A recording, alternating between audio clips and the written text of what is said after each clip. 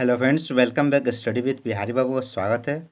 चलिए आज हम पढ़ेंगे बीपीएससी 132 का अगला पार्ट जो है यूनिट 8। ठीक है, जो यूनिट 8 है उनमें है आपका कार्यपालिका। ठीक है, आखिर कार्यपालिका में क्या पढ़ेंगे हम लोग। ठीक है, चलिए स्टार्ट करेंगे।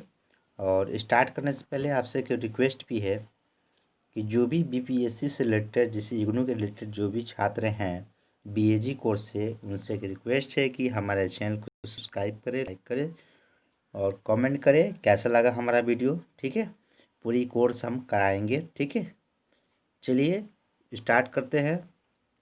बीपीएससी 132 का अगला पार्ट जो यूनिट 8 है। ठीक है, चलिए शुरू करते हैं। चलिए इसमें देखेंगे यूनिट 8 में क्या क्या है। आपका इकाई जो 8 है कार्यपालिका। ठीक है, इसमें हम क्या पढ़ेंगे।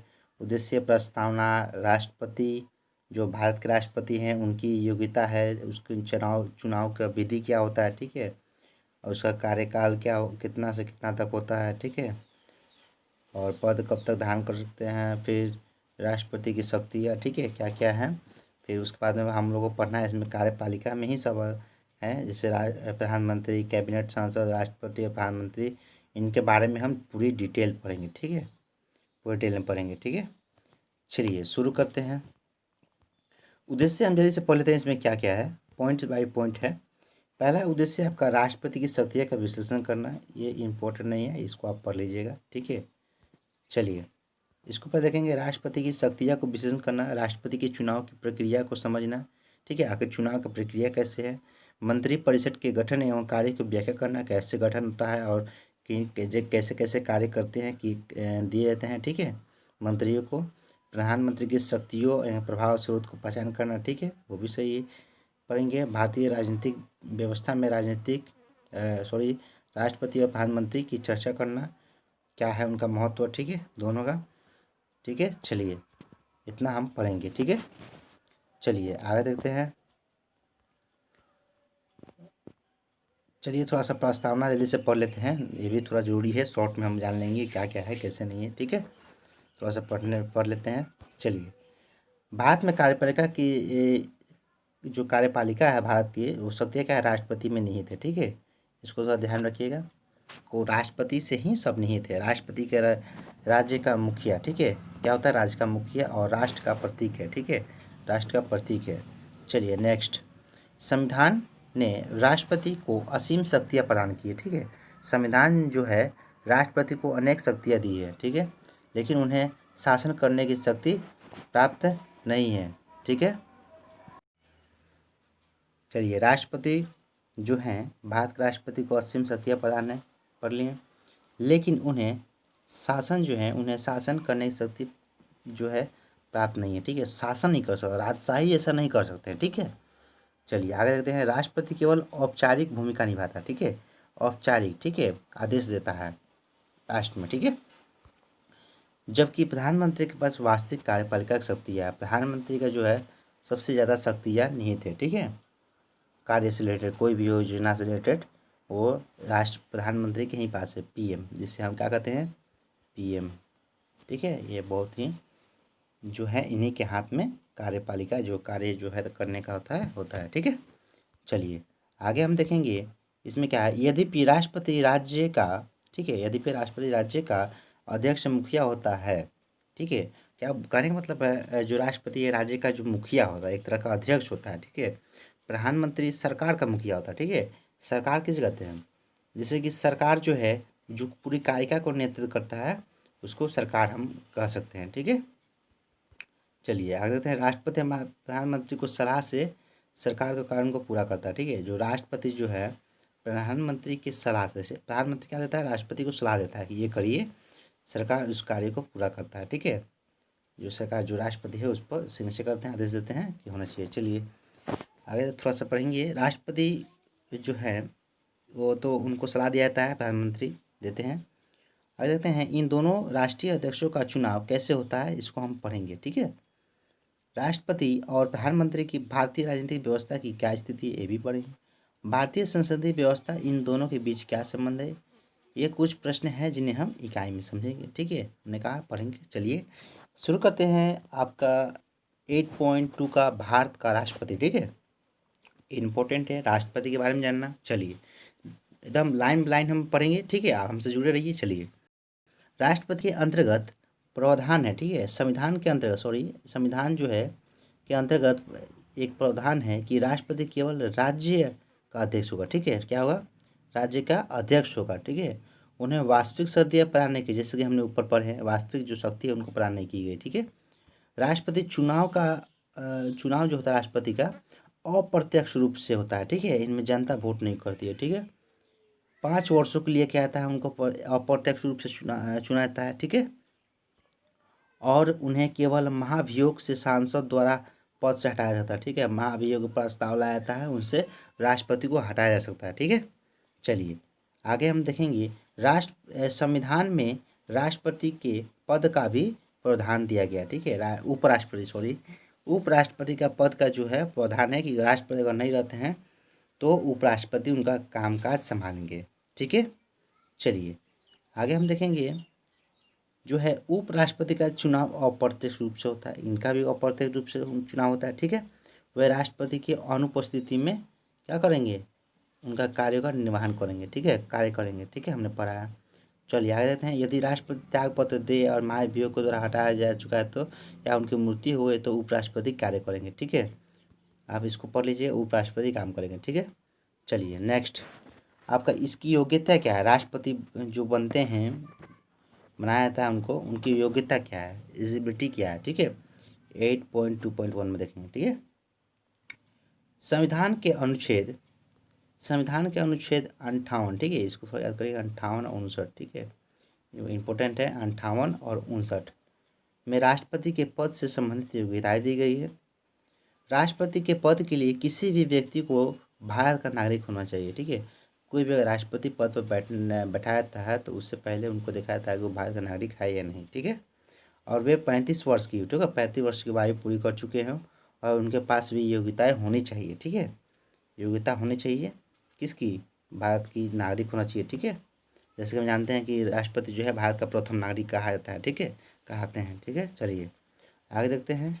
उनके पास सभी योग्यता होनी चाहिए जो कि लोकसभा सदस्य के पास होती है। लोकसभा जो होता है पढ़े ना, 25 वर्ष की उम्र होनी चाहिए, ठीक है। ऐसे कुछ पढ़े हैं, 25 वर्ष का उम्र, भारत का नागरिक होना चाहिए, ठीक है। कोई पद का लाभ नहीं उठाया हो, ठीक है। ऐसे एलिजिबिलिटी हमने पढ़ा था पिछले क्लासों में, ठीक है, विधायिका में, ठीक है। तो लोकसभा की जो एलिजिबिलिटी है उनको पूरा करना चाहिए, ठीक है। उन्हें किसी भी लाभ के पद पास ना हो, ठीक है, हमने पढ़ लिया था। वह सांसद के किसी भी सदन या राज्य का विधानसभा का सदस्य भी नहीं होना चाहिए, ठीक है, यहाँ हमने पढ़े थे। चलिए नेक्स्ट, इसके अलावा सांसद द्वारा तय की गई समय सीमा अन्य योग्यताएं उसके पास होना आवश्यक है, ठीक है। सांसद द्वारा जो तय की गई है समय सीमा योग्यता उनके लिए होना चाहिए, ठीक है। चलिए आगे देखते हैं। चुनाव की विधि क्या होती है? इम्पोर्टेंट है, इसको हम पढ़ेंगे, समझेंगे, ठीक है। चलिए इसको हम देखेंगे 8.2.2 में चुनाव की विधि, ठीक है। इसको इम्पोर्टेंट है, बहुत कोई इसमें नहीं लिख पाते अच्छी तरह से। चलिए पढ़ेंगे इसको। जो भारत का जो संविधान है, ठीक है, उससे पढ़ेंगे। भारत के राष्ट्रपति के चुनाव से संबंधित प्रावधान है, ठीक है, कुछ अनुच्छेद जुड़े हुए हैं, ठीक है। चलिए राष्ट्रपति का चुनाव अप्रत्यक्ष तरीके से सांसद के दोनों सदनों द्वारा चुने हुए सदस्य जो हैं राज्य के विधानसभाओं के चुने हुए सदस्यों द्वारा किए जाते हैं, ठीक है।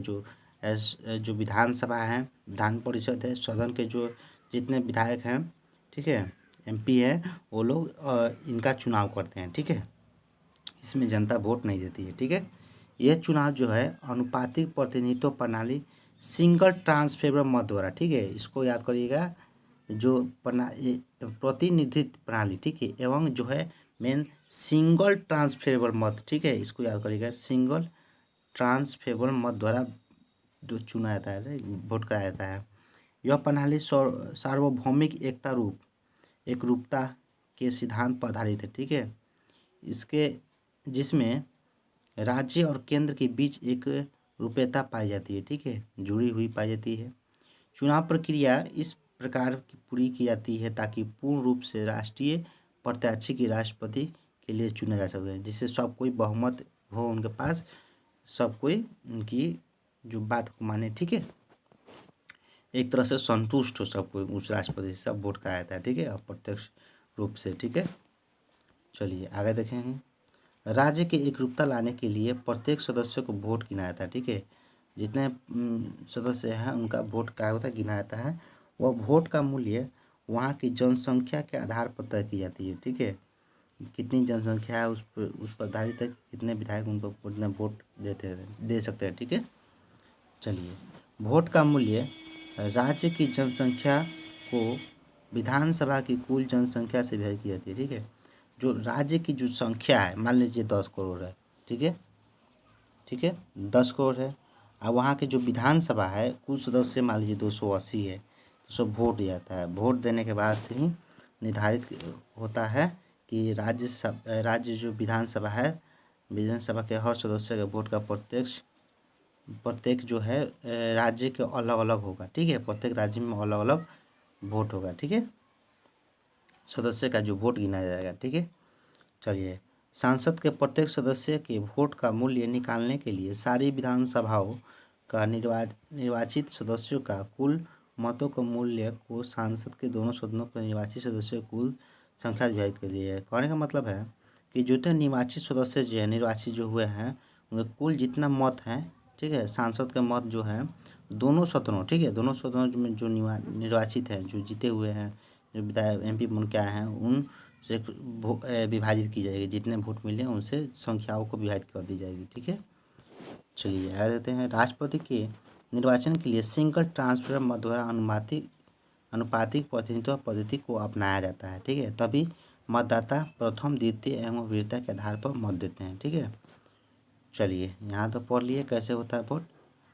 चलिए आगे देखते हैं। जो प्रत्याशी पूर्ण बहुमत प्राप्त कर लेता है वही विजय घोषित किया जाता है। यदि किसी भी प्रत्याशी को प्रथम मतगणना में बहुमत नहीं प्राप्त होता है तब द्वितीय वरीयता के मतों की गणना की जाती है, ठीक है, दूसरे मतदाताओं को, ठीक है। यह क्रम तब तक चलता है जब तक कोई प्रत्याशी 50% के आंकड़े को छू ना ले, ठीक है, इम्पोर्टेंट है, 50% आंकड़ों को छू लें जब तक, और कोई निष्कर्ष नहीं निकलता है जब तक, ठीक है, ऐसे ही वोट होती रहेगी। यह पद्धति इसलिए अपनाई गई ताकि राष्ट्रपति के चुनाव केंद्र और राज्यों के मध्य संतुलन बनाया सके, ठीक है, जिससे सब केंद्र और राज्य के जितने सरकारें हैं उससे संतुष्ट हो, ठीक है। चलिए, इस तरह के राष्ट्रपति केंद्र और दोनों राज्यों का प्रतिनिधित्व करता है। राष्ट्रपति जो है दोनों केंद्र और राज्यों को प्रतिनिधित्व करता है, ठीक है, उनको चलाता है, और इसे भारतीय राजनीति का संघीय चरित्र भी दिखाई देता है, ठीक है, भारतीय राजनीति का संघीय जो चरित्र है एक साथ जुड़ने का, वो भी दिखाई देता है, ठीक है। चलिए आगे देखते हैं। इसमें है राष्ट्रपति का कार्यकाल एवं पद से हटने की प्रक्रिया, ठीक है, उनका क्या कार्यकाल कब से कब तक होता है और पद से कैसे हटाया जा सकता है, ठीक है, उसको पढ़ेंगे 8.2.3 में, ठीक है।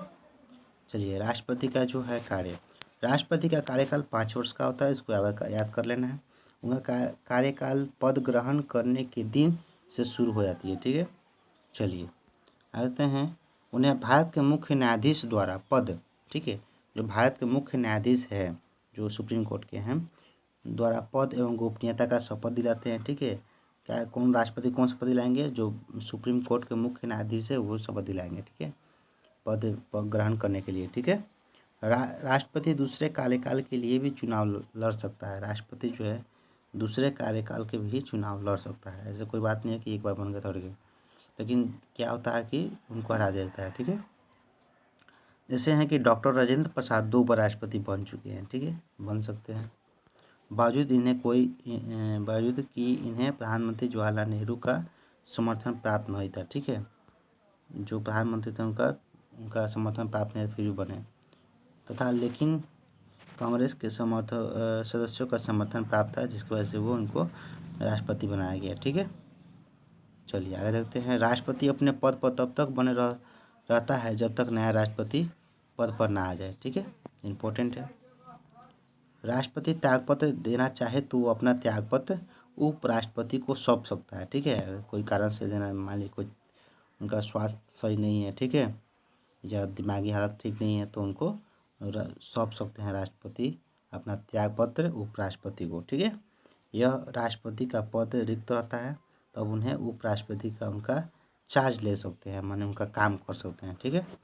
लेकिन राष्ट्रपति का चुनाव उनके पद से रिक्त होने से 6 माह के अंदर कराना जाना आवश्यक है, ठीक है। जो चुनाव जो है राष्ट्रपति मान लीजिए त्यागपत्र दे दिए तो 6 महीने के अंदर राष्ट्रपति का चुनाव होता है फिर से, ठीक है। अब चलिए उनको हटाने का पद से कैसे हटा सकता है उनको पढ़ेंगे। अनुच्छेद 56 और 61, ठीक है, इस इम्पोर्टेंट है। 56 और 61 के अंतर्गत राष्ट्रपति के विरुद्ध महाभियोग की प्रक्रिया का प्रावधान, ठीक है। महाभियोग आखिर क्या है उसको हम पढ़ेंगे।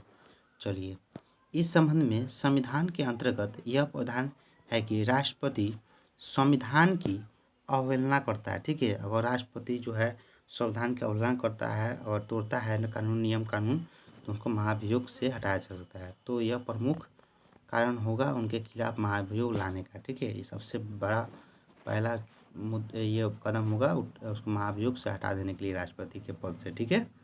महाभियोग की प्रक्रिया सांसद के किसी भी सदन में शुरू की जाती है, तो राज्यसभा या तो जो लोकसभा है उनसे शुरू की जा सकती है, महाभियोग ला सकते हैं। लेकिन इसे सदन में 2/3 बहुमत आवश्यक होती है, ठीक है। 2/3 बहुमत, ठीक है, 2/3 बहुमत एकदम जरूरी है, ठीक है। यदि दूसरा सदन भी 2/3 बहुमत से इसे पास कर दे तो राष्ट्रपति के खिलाफ महाभियोग लाया जाता है, ठीक है। एक प्रस्ताव लाया जाता है, महाभियोग पास होता है, तब उनको क्या होता है, महाभियोग लाया जाता है, ठीक है। तब उन्हें तुरंत अपना त्यागपत्र देना पड़ता है, तुरंत जितना जल्दी हो सके उनको त्यागपत्र देना पड़ता है, ठीक है, उपराष्ट्रपति को। इस प्रकार राष्ट्रपति को पद से हटाने की प्रक्रिया काफ़ी जटिल है, ठीक है। महाभियोग जो होता है बहुत जटिल होता है कार्य, 2/3 बहुमत चाहिए, ठीक है, हर सदन में, फिर पास करो, फिर उनको ये करो, ठीक है। तो वो थोड़ा जटिल हुआ।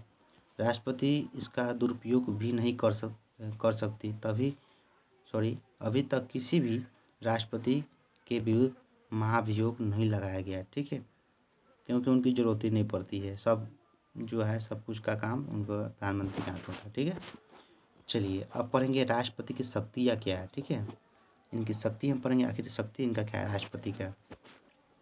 चलिए, राष्ट्रपति का जो शक्ति है अनुच्छेद जो है 53 से रिलेटेड, ठीक है, अनुच्छेद जो है 53 से रिलेटेड है आपका। अंतर्गत जो है 53 के अंतर्गत कार्यपालिका शक्तियाँ प्रदान की गई, ठीक है। कार्यपालिका की जो शक्ति है उनको प्रदान कर दी गई, ठीक है। चलिए अगर देखें, राष्ट्रपति की शक्तियाँ 2 भागों में विभाजित कर दी गई, ठीक है। एक साधारण एवं आपातकालीन, ठीक है, एक सिंपल हुआ, एक इमरजेंसी हुआ, ठीक है। चलिए, साधारण शक्तियाँ भी 4 भागों में बांटा गया है, कार्यपालिका, विधायिका और वित्तीय एवं न्यायिक, ठीक है। जिसे हम लोग पढ़ेंगे, अभी हम लोग विधायिका पढ़ चुके हैं, कार्यपालिका पढ़ रहे हैं, फिर उसका वित्तीय न्यायिक सब पढ़ेंगे, ठीक है। कार्यपालिका शक्तियाँ जो है राष्ट्रपति में निहित है। राष्ट्रपति के अनुच्छेद 53 के अंतर्गत राष्ट्रपति को सभी कार्यपालिका शक्तियाँ प्रदान कर दी गई है, ठीक है, जिन्हें राष्ट्रपति स्वयं या अपने अधीन पदाधिकारी द्वारा शामिल करते हैं, ठीक है। चलिए आगे देखते हैं। अनुच्छेद 75 के अंतर्गत यह प्रावधान है कि प्रधानमंत्री अपने सभी कार्यों को राष्ट्रपति को सूचित करते हैं, ठीक है। जो है प्रधानमंत्री जो है क्या करते हैं, जो 53 के जो राष्ट्रपति कार्य प्रदान की गई है, राष्ट्रपति जो है प्रधानमंत्री सॉरी बोल रहे हैं, राष्ट्रपति जो है स्वयं या अपने अधीन, ठीक है, अपने अधीन बराबर मतलब पदाधिकारियों का द्वारा इस्तेमाल करते हैं। अनुच्छेद 75 के अंतर्गत जो है यह प्रावधान किया गया है कि जो प्रधानमंत्री अपने सभी कार्यों और जो प्रधानमंत्री जो है सभी कार्यों को राष्ट्रपति को सूचित करते हैं, तब वो साइन करते हैं, तो वो कानून बनता है या कुछ आगे विकल्प चुनाता है, ठीक है। अनुच्छेद कितना 77 के द्वारा यह कहा गया है कि केंद्र की कार्यपालिका शक्ति या राष्ट्रपति के नाम से इस्तेमाल की जाती है, ठीक है। जो केंद्र की कार्यपालिका जो है उनकी जो शक्तियाँ है राष्ट्रपति के नाम से ही इस्तेमाल की जाती है, ठीक है। ज़्यादा उतना पावर नहीं है राष्ट्रपति को, ठीक है। चलिए, राष्ट्रपति को प्रशासनिक एवं सैनिक शक्तियाँ भी प्राप्त है। ठीक है, राष्ट्रपति जो है तीनों सेवाओं का अध्यक्ष है। सॉरी, यहाँ पर सेना होना चाहिए। ठीक है, थोड़ा सा मिस्टेक है, सेना का अध्यक्ष होता है। सैनिक बलों की सभी नियुक्तियाँ राष्ट्रपति द्वारा की जाती है। ठीक है, राष्ट्रपति ही करते हैं। राष्ट्रपति प्रधानमंत्री की नियुक्ति करता है। ठीक है, जो राष्ट्रपति जो है प्रधानमंत्री को नियुक्ति करते हैं। ठीक है, उनको शपथ दिलाते हैं। प्रधानमंत्री की सलाह पर मंत्रिपरिषद के सदस्यों को नियुक्त किया जाता है। ठीक है, प्रधानमंत्री अगर सलाह देता है कौन कौन मंत्री हमारे बनेंगे तो नियुक्त होते हैं प्रधानमंत्री की सलाह से। ठीक है, इसके अलावा राष्ट्रपति भारत के अटॉर्नी जनरल, सर्वोच्च न्यायालय के न्यायाधीश या उच्च न्यायालय के न्यायाधीश, विशेष आयोग के सदस्यों को नियुक्त एवं राज्यों के राज्यपाल की नियुक्त करता है। ठीक है, कौन? सर्वोच्च न्यायालय। ठीक है, हाई कोर्ट के जो न्यायाधीश होते हैं, ठीक है, उन्हें भी, ठीक है, विशेष आयोग के सदस्य होते हैं उन्हें भी, जो यूपीएससी के होते हैं उन्हें भी शपथ दिलाते हैं राष्ट्रपति। ठीक है, चलिए, प्रधानमंत्री की नियुक्ति राष्ट्रपति के विवेक से नहीं करते हैं। ठीक है, जो राष्ट्रपति नहीं जा सकता। ठीक है, बल्कि ये लोकसभा के बहुमत दल के नेता प्रधानमंत्री होते हैं। ठीक है, वो नियुक्त करते हैं जो लोकसभा का चुनाव होता है। ठीक है, चलिए आगे जाते हैं। राष्ट्रपति जो है सैनिक बलों का कमांडर इन चीफ होता है। ठीक है, जो सैनिक जो बल है तीनों सेनाओं का कमांडर इन चीफ होता है राष्ट्रपति। वह थल सेना, वायु सेना और जल सेना जो है उनका अध्यक्ष होते हैं। ठीक है, अध्यक्ष की नियुक्ति करते हैं, वो तो होते ही हैं कमांडर, और अध्यक्ष के जो है उनको नियुक्त करते हैं। ठीक है, उन्हें युद्ध की घोषणा करने और शांति बहाल करने का अधिकार दिया जाता है। ठीक है, युद्ध का घोषणा और शांति बहाल का अधिकार दिया जाता है किन्हें? जो उनके जो अध्यक्ष होते हैं। ठीक है, तो अगला अपना कमांड देते हैं। ठीक है, लेकिन ये सब अधिकार सांसद की अनुमति के बिना इस्तेमाल नहीं कर सकते। ठीक है, जो सांसद अगर चाहे तभी कर सकता है। ठीक है, हालांकि राष्ट्रपति सांसद के किसी भी सदन का सदस्य है। ठीक है, राष्ट्रपति सदन के किसी भी सदस्य का सदन है, फिर भी अनुच्छेद 79 के अंतर्गत राष्ट्रपति सांसद का विभिन्न अंग होता है। ठीक है, अनुच्छेद जो है 79 के तहत जो राष्ट्रपति अभिन्न अंग होता है। ठीक है, सांसद का। ठीक है, चलिए आ जाते हैं। जैसे कि हमने इकाई 7 के अंतर्गत देखा था, राष्ट्रपति सांसद के दोनों सदनों का सम्मान करने वाला अधिकार एवं सांसद के सदस्य संयुक्त बैठक को संबोधित करता है। और चाहे तो अगर मान लीजिए बिल पास ना हो तो हमने बताया था पिछले क्लास में। ठीक है, संबोधित करते हैं संयुक्त बैठक को। और राष्ट्रपति ही राज्यसभा और में 12 सदस्यों को मनोनीत करते हैं। ठीक है, राज्यसभा में 12 सदस्यों को मनोनीत करते हैं, इलेक्ट करते हैं राष्ट्रपति। ठीक है, तथा इन्हें लोकसभा को भंग करने का भी अधिकार है राष्ट्रपति को। ठीक है, भंग भी कर सकते हैं। ठीक है, सांसद का प्रस्तावित सभी धन विधेयक को राष्ट्रपति की मंजूरी लेना आवश्यक है। जो सांसद के प्रस्तावित जो सभी धन विधेयक होते हैं उसको राष्ट्रपति की मंजूरी लेना आवश्यक है। लास्ट में उनको भेजा सकता है साइन करने के लिए। ठीक है, चलिए, नए राज्यों के निर्माण एवं क्षेत्रों का बदलाव एवं राज्यों के नाम परिवर्तन एवं राज्यों की सीमा में परिवर्तन करते समय भी राष्ट्रपति की पूर्व अनुमति लेना अनिवार्य है। ठीक है, अनुमति लेना आवश्यक है। ठीक है, चलिए, अंत में कोई भी विधेयक जो भी सांसद द्वारा पारित हो चुका है वो कानून बनाने के लिए राष्ट्रपति की सहमति देना आवश्यक है। ठीक है, राष्ट्रपति किसी विधेयक को अपने पास रख सकते हैं या उन्हें पुनः संशोधन के लिए भेज भी सकते हैं। हमने पिछले क्लास में पढ़ लिए हैं। ठीक है, लेकिन यदि उस विधेयक को दोनों सदन फिर से अगर पारित कर दे तो फिर उसे राष्ट्रपति को मंजूर, मान लीजिए कोई मंजूर नहीं हुआ, फिर लोकसभा से अगर पारित कर दी जाए तो उनको मंजूर करना आवश्यक है। ठीक है, करना ही पड़ेगा। यदि सांसद सत्र नहीं चल रहा है तो उस समय राष्ट्रपति को यह अधिकार दिया गया है कि वे जनता के हित में आदेश ला सकते हैं। ठीक है, अगर ज़रूरी कोई खबर हो तो इन आदेशों के असर भी उतना ही होता है जितना कि सांसद के पारित कानूनों के द्वारा होता है। ठीक है, उतना ही पावर होता है। ठीक है, चलिए, लेकिन इन आदेशों को सांसद के सामने लाना आवश्यक है। ठीक है, ला सकते हैं। सांसद की अनुमति के बिना यह अध्यादेश वैध नहीं माना जाएगा। ठीक है, चल सकता है। अनुच्छेद जो है आप पढ़ेंगे 254 के अंतर्गत राष्ट्रपति को अधिकार दिया गया है कि वे समावर्ती सूची में शामिल विषयों का पर केंद्र और राज्यों के मध्य विवाद को दूर कर सके। एक अन्य विधायी कार्य भी राष्ट्रपति द्वारा किया जाता है। ठीक है, वे राज्यों के राज्यपाल द्वारा भेजे गए राज्यों के विधायकों की मंजूरी देते हैं। ठीक है, जो विधायक है उनको मंजूरी देते हैं, जो राज्यों के जो राज्यपाल द्वारा जो भेज देते हैं। ठीक है, आगे देते हैं राष्ट्रपति के न्यायिक शक्तियाँ में सर्वोच्च न्यायालय। ठीक है, सर्वोच्च न्यायालय और उच्च न्यायालय के न्यायाधीशों की नियुक्ति करते हैं। ठीक है, उच्च न्यायालय जो है, हाई कोर्ट जो है, उनके मुख्य जो न्यायाधीश हैं उन्हें क्या करते हैं, उनके जो है उसको जो शपथ दिलवाते हैं। ठीक है, चलिए आगे देखते हैं।